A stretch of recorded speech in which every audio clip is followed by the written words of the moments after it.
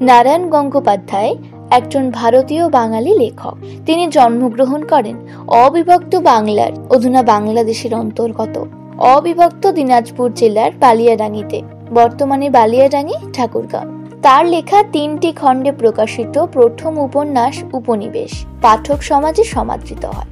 তার উল্লেখযোগ্য ছোট গল্প সংকলন বৃতাংশ, দুঃশাসন, ভোগবতী এবং উল্লেখযোগ্য উপন্যাস বৈজ্ঞানিক, শিলালিপি, লালমাটি, সম্রাট ও শ্রেষ্ঠী, সঞ্চার। সাহিত্যে ছোট গল্প তার একটি উল্লেখযোগ্য প্রবন্ধ গ্রন্থ।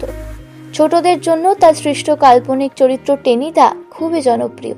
তার লেখা কিছু উল্লেখযোগ্য ছোট গল্প হল ইতিহাস, নক্রচরিত, হার, বৃতাংশ, রেকর্ড, টোপ, আদাব প্রভৃতি।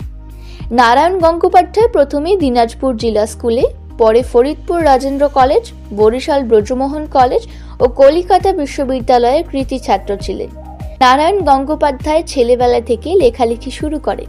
তার প্রথম লেখা ছাপা হয় মাস পয়লা শিশু মাসিকে। সন্দেশ, মুকুল, পাঠশালা, শুকতারা প্রভৃতি পত্রিকায় তিনি নিয়মিত লিখেছেন। সাপ্তাহিক দেশ পত্রিকায় সুনন্দর জার্নাল লিখে সুখ্যাতি অর্জন করেন। বাঙালির জীবনযাত্রা, সংস্কৃতি, রোজকার সমস্যা ও রাজনীতি নিয়ে লেখা নিয়মিত এই জার্নাল অত্যন্ত জনপ্রিয় ছিল বাঙালি পাঠকের কাছে। এ সময় তিনি বড়দের জন্য আনন্দবাজার, বিচিত্রা, শনিবারের চিঠি ও চতুরঙ্গে লেখালেখি করেন।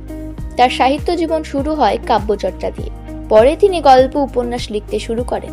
বড়দের জন্য রচিত প্রথম প্রকাশিত উপনিবেশ ছাপা হয় মাসিক ভারতবর্ষে। সৃষ্টি গ্রন্থ তালিকা হল: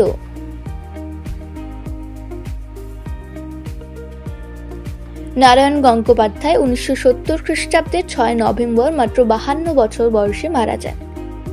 আরও তথ্য পেতে আমাদের সঙ্গে থাকুন। ধন্যবাদ।